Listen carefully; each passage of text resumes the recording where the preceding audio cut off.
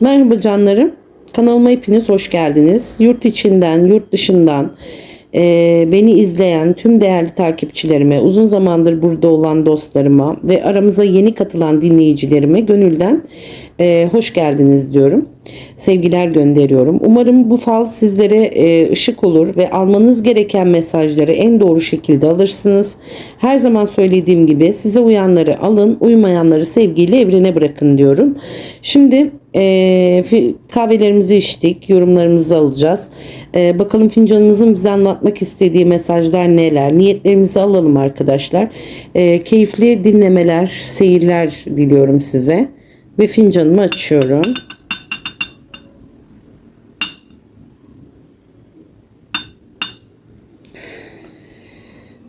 Evet. Şimdi burada önce bir bakmak istiyorum. Bir sürü silüetler, şekiller belirmiş. Ama benim burada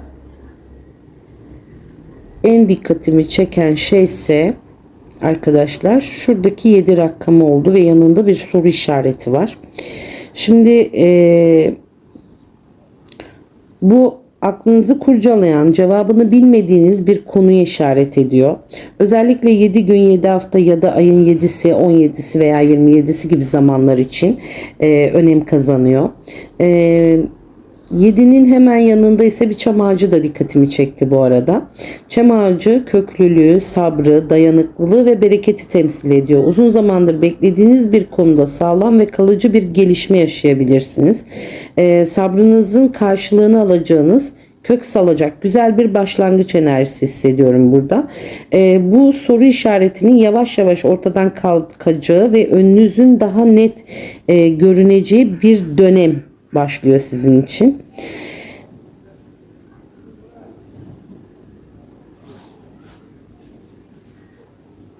Evet, şimdi buradan yorumlamaya devam edeyim ben.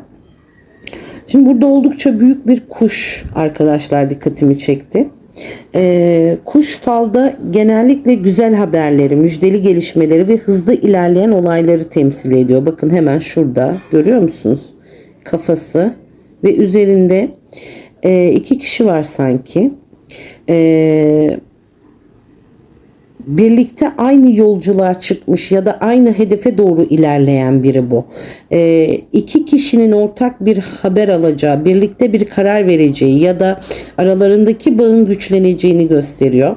Aranızda mesafe varsa konuşma, görüşme ya da birlikte yapacağınız bir yolculuk da gündeme gelebilir. Çünkü kuşun güçlü görüntüsü var burada. Gelecek haberin olumlu enerjiler taşıdığına ve gelişmelerin beklediğinizden daha hızlı ilerleyeceğini işaret ediyor canlarım. Bakın şurada görüyorsunuz. Ay bozdum birini. Şurada kuş resmen üstünde iki silüet mevcut. Şimdi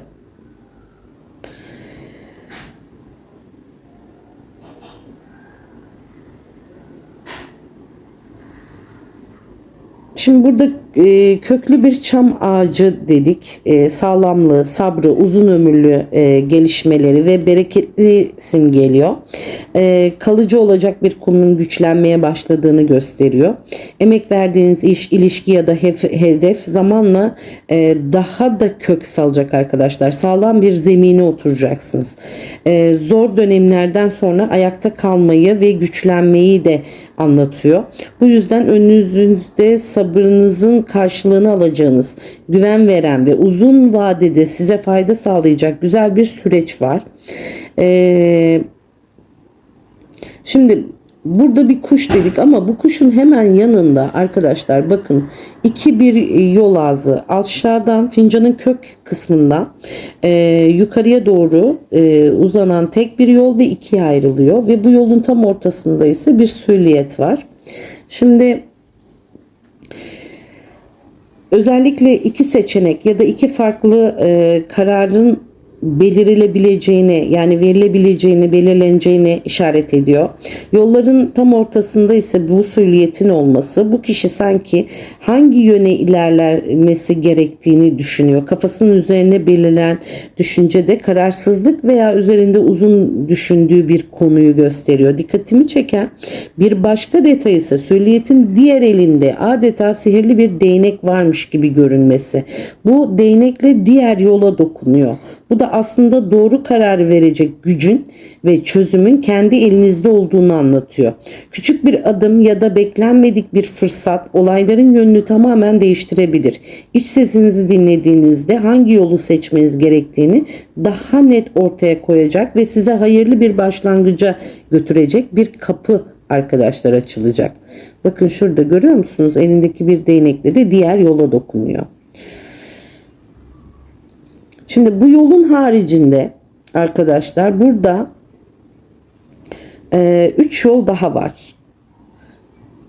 Bu 3 yolun 2 tanesi dağlık. Bakın şurada dağ görüyor musunuz? Dağlık bir yol bu. Burada birden fazla seçenek ya da farklı fırsatlar çıkabileceğini gösteriyor. Ancak yolların 2 tanesi dağlık, engebeli görünüyor. Dağ sembolü emek, sabır ve aşılması gereken engelleri temsil ediyor. Yani bu iki yol biraz daha mücadele isteyebilir. Fakat sonunda önemli kazanımlar gelecek.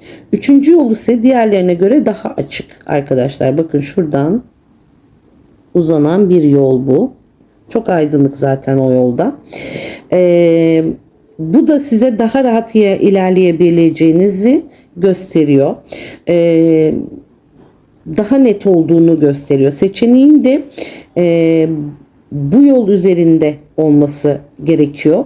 Karar verirken acele etmemek, tüm ihtimalleri değerlendirmek ve sezgilerinizi dinlemek için en hayırlısı olacak sizin adınıza.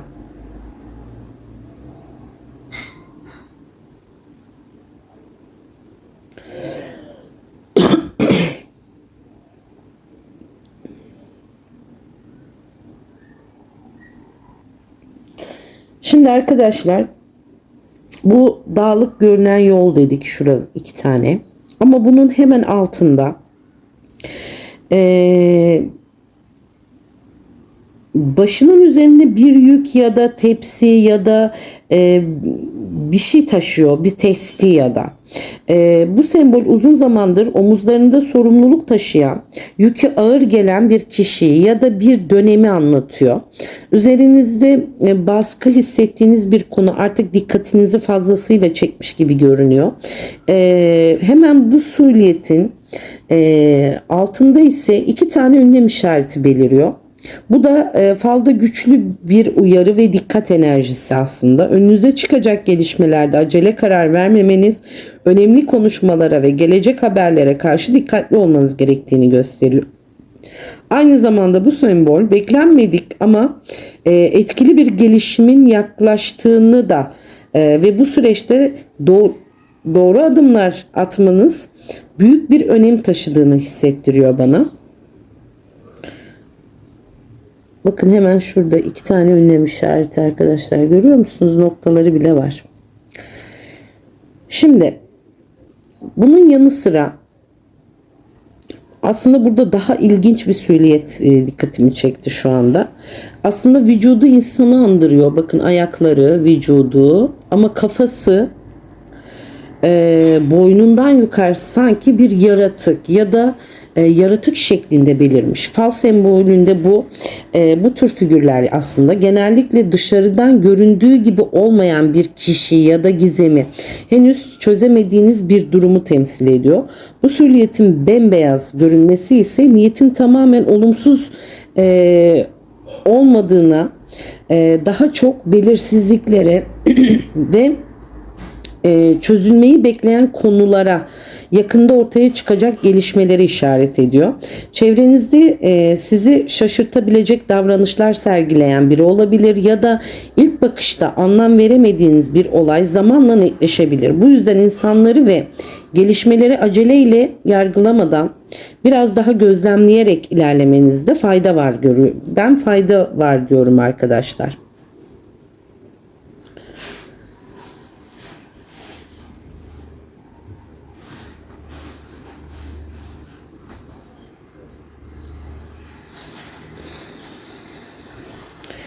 Şimdi burada bakın çok net belirgin bir Ü harfi var. Görüyor musunuz bilmiyorum. Tam da net görünmüyor aslında. Şurada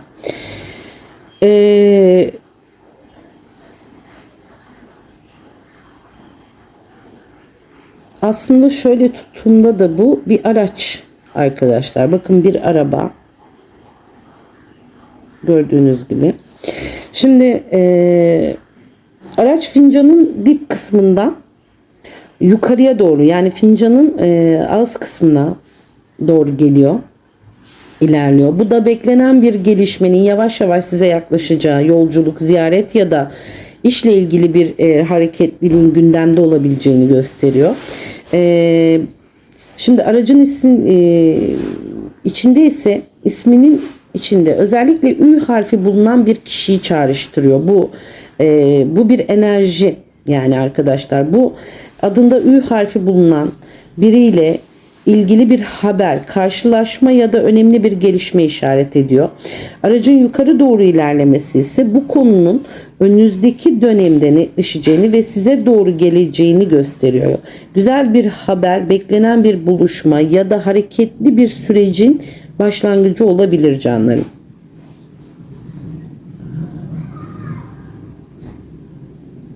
Artı burada şurada bembeyaz bir fincan ve içerisinde kahve çay diyeyim, ben kahve diyeceğim fal olduğu için. Bakın şurada bir fincan belirmiş. Kulbu da var burada bakın. Şimdi bu da falın içinde adeta kulbu bile belli olan bir fincan belirmiş. Üstelik fincanın içinde dumanlar yükseliyor. Bu oldukça güzel bir sembol. Falda fincan görmek davetleri, samimi sohbetleri, gönülden yapılacak konuşmaları ve paylaşılacak haberleri temsil ediyor. Dumanın yükselmesi, beklenen bir konunun artık hareketlenmeye başladığını, yakın zamanda bir görüşme ya da önemli bir konuşmanın gerçekleşeceğini gösteriyor. Belki uzun zamandır görüşmediğiniz biriyle bir kahve eşliğinde bir araya gelebilir. Belki de size gönül ferahlatacak bir haber ulaşabilir bu aşamada. Sıcak bir ortamı, misafir enerjisini ve içten yapılacak bir buluşmayı da işaret ediyor arkadaşlar bu aynı zamanda. Güzel sohbetlerin ve hayırlı gelişmelerin kapıda olduğunu söyleyebilirim size. Şimdi burada fincanımızın içi evet biraz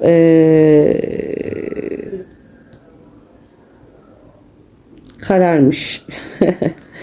Ama üzülmeyin, etrafındaki bu diğer süliyetler bunu çok güçlü kıldı bu fincanı. Ve şurada bir açılma var farkındaysanız. Buradan açıldık, fincanımızın içi tamamen bakın buradan çok büyük güzel ferahlıklar mevcut.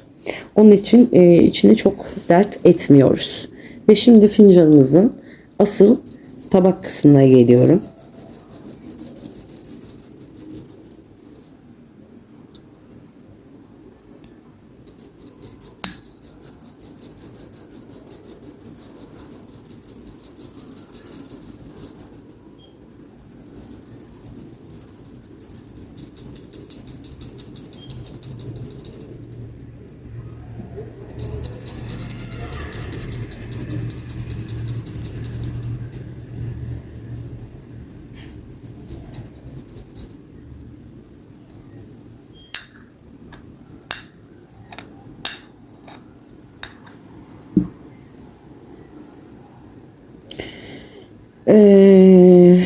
Şimdi fincanımızın iç kısmı yer yer biraz kararmış gibi görünse bile ama sakın bu sizi endişelendirmesin. Çünkü etrafındaki güçlü aydınlık semboller karanlık enerjiyi büyük ölçüde dengeliyor arkadaşlar.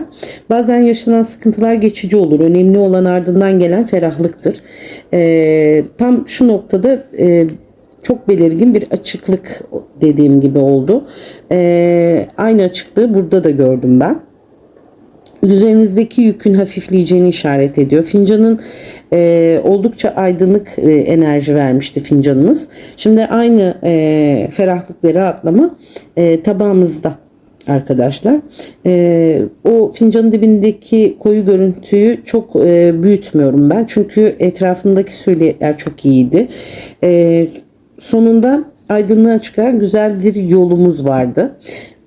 Şimdi arkadaşlar tabağımıza geldim.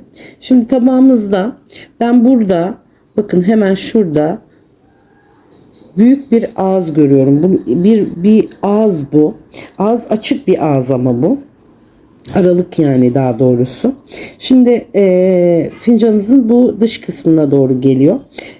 Büyük ve açık ağız konuşmaları, haberleri, söylenecek sözleri ve iletişimi temsil ediyor. Ancak bir ağız olması ise yakında duyacağınız önemli bir haberin ya da yapılacak ciddi bir konuşmanın habercisi bu.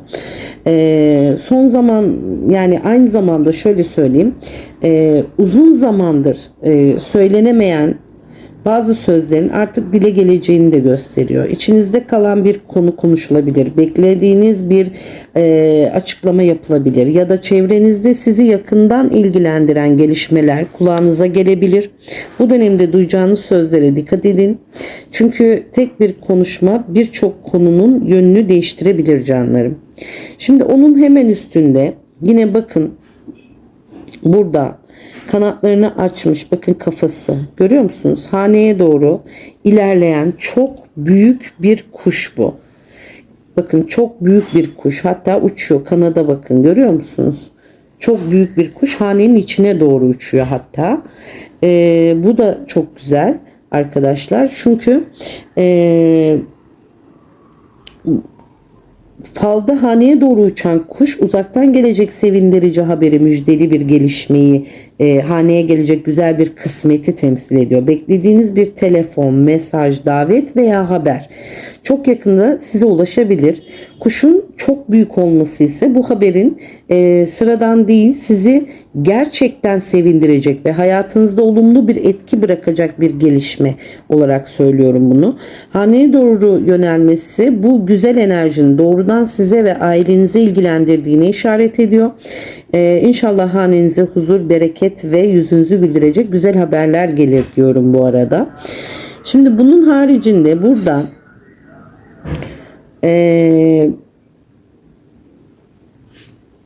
şöyle söyleyeyim size. Burada uzun elbisesi, uzun etekli bir kadın silüeti var. Bu da hanenin dışından. Bakın şurada uzun elbisesi, etekleri. Yalnız bu kadın yani burada haneyi izleyen ya da haneyle bağlantısı olan birini temsil ediyor. Falda hanenin dışında görülen bu tür figürler dış çevreden gelecek bir etkiye ya da sizinle görüşmek isteyen bir kişi işaret ediyor. Bu kadın silüeti bir haber getirecek, destek olacak ya da önemli bir konuşmanın içinde yer alacak biri olabilir. Aynı zamanda uzaktan sizi takip eden, merak eden ya da gelişmenizi yakından izleyen bir kişiyi de simgeliyor olabilir canlarım.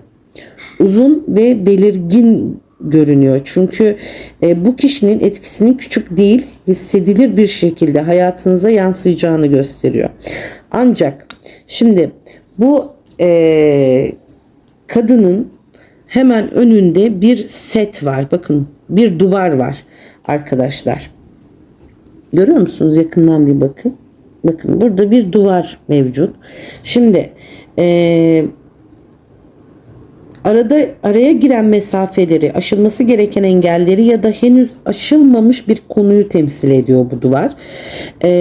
Bu kişinin size ulaşmak istemesine rağmen önünde bir engel olduğunu ya da aranızdaki iletişimi zorlaştıracak bir durumun bulunduğunu gösteriyor. Ancak duvar aynı zamanda geçici bir engel de simgeliyor. Yani sabırla hareket edildiğinde ve doğru zamanda adım atıldığında bu engelin aşılma ihtimali çok yüksek. Bu yüzden de bu sembol her şey bitti demekten çok biraz daha sabır ve doğru zaman önemini vurgulayan bir işaret olarak söylüyorum size.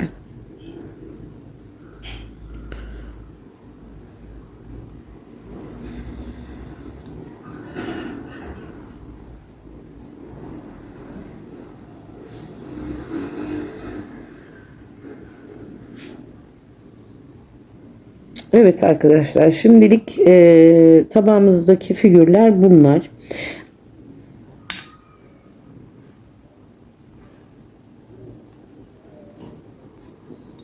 Ama şöyle bir şey var. Bakın hemen şurada. Bu da bakın şimdi dikkatimi çekti. Burada bir sanki kanatlı bir melek mi diyeyim? Çünkü bu insan vücudu gibi vücudu. Yani bilemedim, kanatları var bu kişinin. Şöyle yakından bakın, göstereyim size. Şu sülyetten bahsediyorum.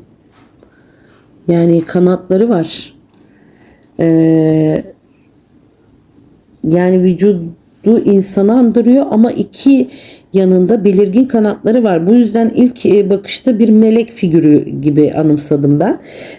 Kanatlı figürler genellikle korumayı, manevi desteği, güzel haberleri ve önünüzdeki olumlu enerjileri temsil ediyor.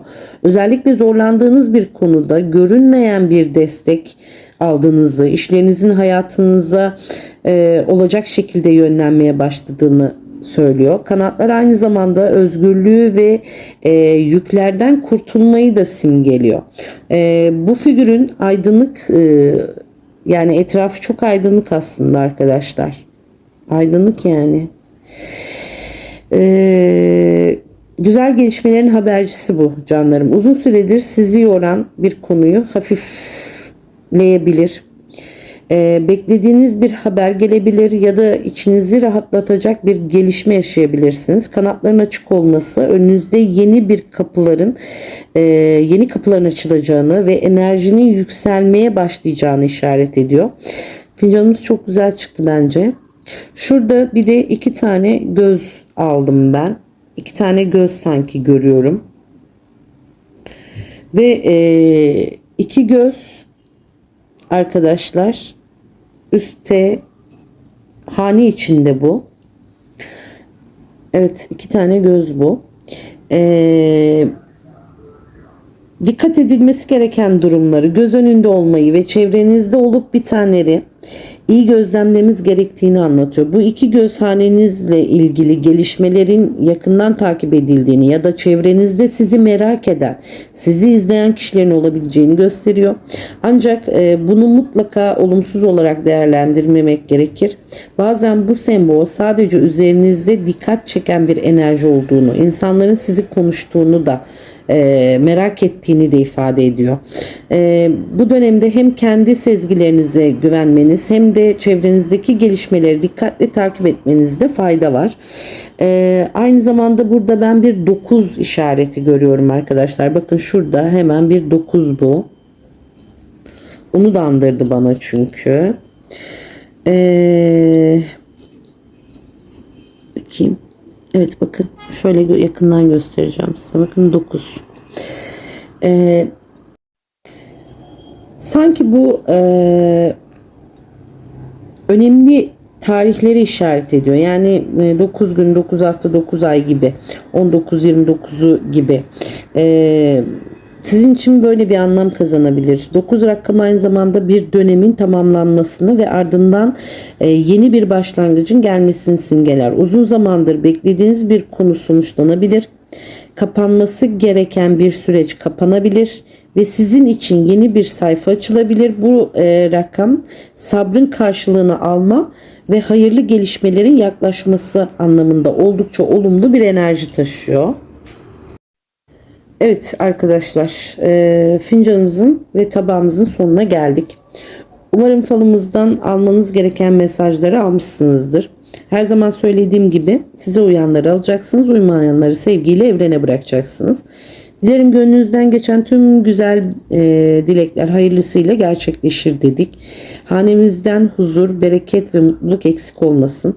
Eğer falımı beğendiyseniz kanalıma abone olmayı, videoyu beğenmeyi ve yorum yaparak enerjinizi benimle paylaşmayı unutmayın. Aynı zamanda bildirim zilinizi açın. Mesajım yüklediğim an size bildirim geliyor.